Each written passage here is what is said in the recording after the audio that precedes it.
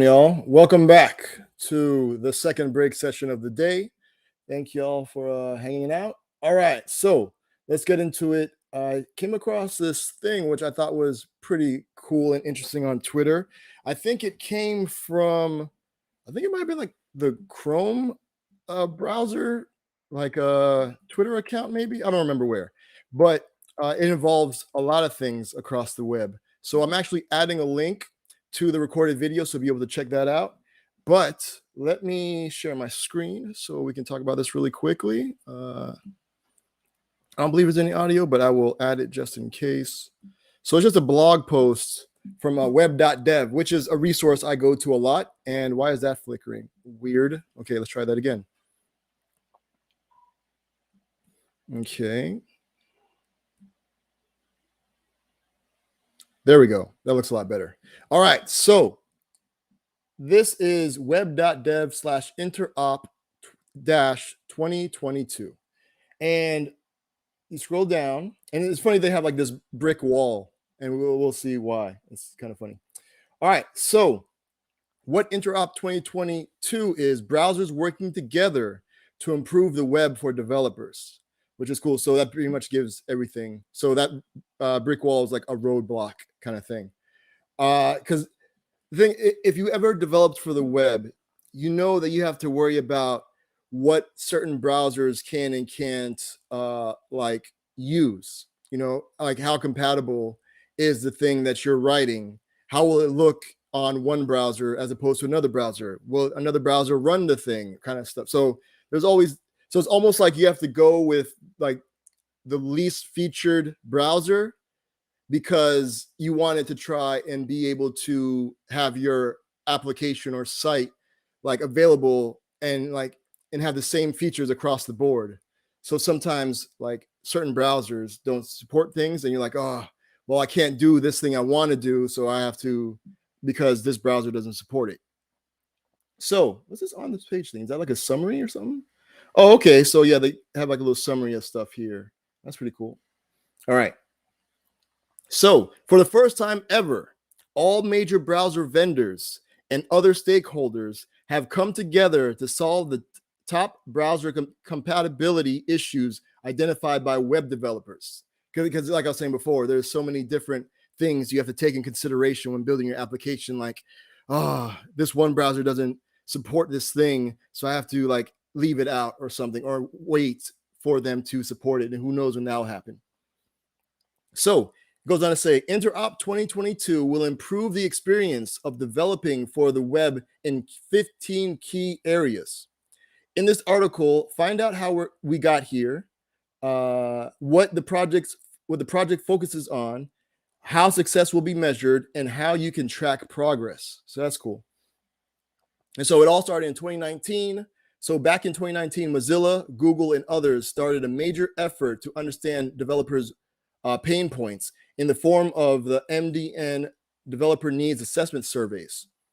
I don't think I've even taken any of that. Okay, that's cool. So let me see what this looks like. Okay, so there's like a web testing report. Okay, that's pretty cool. I might have to look into this later, but I'm going to add this link also if you want to check it out to the list of links next to the archive video. Okay, so back to here. So the reports gave us detailed and actionable information to address top challenges for developers with the web platform, and led to the Compact 2021 effort. So that was another thing. Let's see what that was about. So like they've been trying stuff. I like the puzzle pieces. Nice. Like that one missing piece. Eliminating 5 top compatibility pain points on the web. So it looks like it started here. And so it looked like what came out of that, like position sticky, aspect ratios, and CSS transformations. That's cool.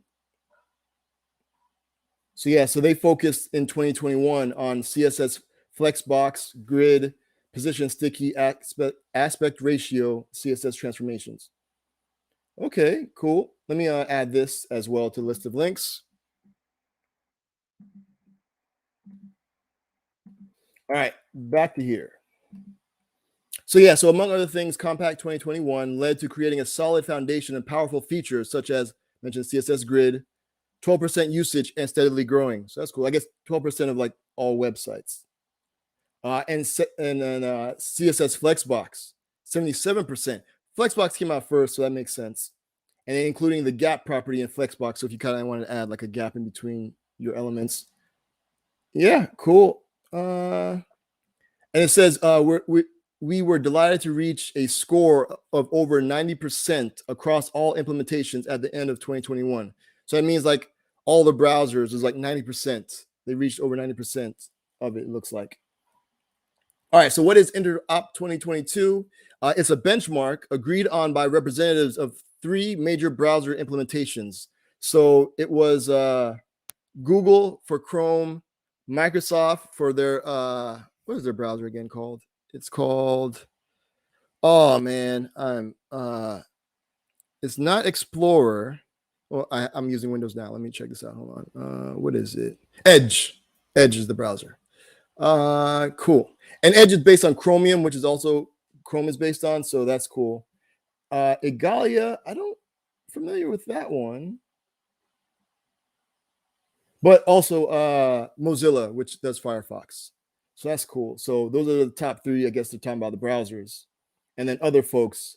Boku, I think they make like IoT devices, I think. And then so yeah, Apple with well, no, okay, wait. So Google, Apple, I guess Chromium, I guess Google, Chrome, and Edge, I guess count as one, maybe. I don't know. But Apple with what's their one called? Safari. All right, cool. Yeah. So then, so there's 15 areas, and look like yeah. So they had a state of CSS thing. So things that developers said were pretty troublesome for them, or that they were missing and having compatibility issues between the browsers. So all the browser vendors have agreed to focus on these areas, and involved. Everyone involved is excited to get started on making the experience of developing for the web measurably better. That's pretty dope. So, and they talk about compatibility, interoperability. Compatibility refers to site compatibility, and interop refers to 2 or more browsers having the same thing. So that's cool. So that's good to know that. So compatibility is like refers to the site like the browser's compatibility. But interoperability means like how do 2 browsers work with it? So, all right, cool. So the 15 areas of focus. And so there's 10 new areas plus the 5 carried over from Compat 2021. So I guess like grid and all that other stuff, Flexbox and things. So they're carrying some of that stuff over as well. All right, so then Cascade Layers give web developers more control over the cascade. They provide a way to group selectors into layers, each with its own specificity. Okay, this means you don't need to order selectors carefully, or create highly specific selectors to overwrite base CSS rules. So it's like you're able to take like a set of like elements that you want to style, put them all together, and then you don't have to worry about the order because it reads from like top down, I believe. So anything at the bottom will take precedent over anything at the top. And then depending on how specific you get with it. So if you have like, for whatever reason, like 2 buttons, like button at the top styled like blue, and then later on you have the button styled like red, I think it will style red because that's the last thing. So yeah, so Cascade Layers. I might have to do a whole separate thing on this, look more into this. This is pretty cool. Oh, by the way, shout out to Mozilla Developer Network docs. They got like a new look to it. I'm still getting kind of used to it. I got so used to like the older ones, but this looks clean. I'm digging it. But yeah, I'm gonna have to look into this more. But this looks pretty cool. But it's experimental for right now. So I guess as they work on it and stuff. So that's one of the things they're gonna be working on. Clear this. Okay, back to here. So Cascade Layers. I may do a thing on that later. Color spaces and color CSS color functions. Ooh, color mix. I've never heard of that one. Calc is pretty awesome. I've used Calc a lot in a bunch of different projects. That's pretty cool. But I've never. Calc is almost turning like CSS into like a programming language. Like you can calculate things now. That's pretty dope. All right, but I've never heard of color mix. Takes two colors and returns the resulting mixing them in a specified color space by a specified amount. Color contrast. All right. So it selects from a list of colors the color with the highest contrast to the specified single color. Okay, I'm going to look more into that. So that's pretty cool. I've always ran into this issue. So new viewport units. Difficulties dealing with viewport sizing are prominent in both MDN browser capability reports and the state of CSS 2021. So it's a problem for developers. So now, because you know how there's like CSS like 3, looks like CSS 4 is happening. That's pretty dope. So adds new units for the largest, smallest, and dynamic viewports. So LV, SV, DV. These units will make it easier to create layouts that fill the visible viewport on mobile devices while taking the address bar into account. Because that's sometimes like I'll have a project where on the browser, like it takes up the full space. But then if you look at it on mobile, because there's that address bar, like, and all this other stuff, like right here, it makes the stuff kind of push down. So it was full page, but then it's not on like mobile because of that. But then if you like scroll up, it disappears and it becomes a whole thing. So it's kind of a thing. So it looks like you'd be able to do 100 DVH and it'll take in consideration both. But then if it's just the full screen without the address bar, let's say it's like a PWA or something, then you can do 100 LVH, like the largest, and then we have the smallest and the dynamic. That is pretty cool. Yeah, so then also going to work on the VH units. Scrolling is another thing. So they're going to focus on scroll snap, scroll behavior, over scroll behavior. Cool, to help it be more consistent. All right. Subgrid is a thing I have not like really looked into, but it seemed kind of interesting. So it means that the